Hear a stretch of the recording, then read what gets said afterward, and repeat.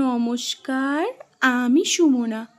আগের একটা ভিডিওতে আপনাদের দেখিয়েছিলাম রাতের বড় কাছারি মন্দির। রাত্রিবেলা কেন আমরা বড় কাছারি মন্দিরে গিয়েছিলাম সেটাই আজ বলবো এই ভিডিওতে। আশা করি আপনাদের ভালো লাগবে। রাত্রিবেলা মন্দিরে গিয়েছিলাম কারণ আমার পাশের বাড়ির এক বান্ধবীর মন্দিরে ওই দিন বিয়ে ছিল।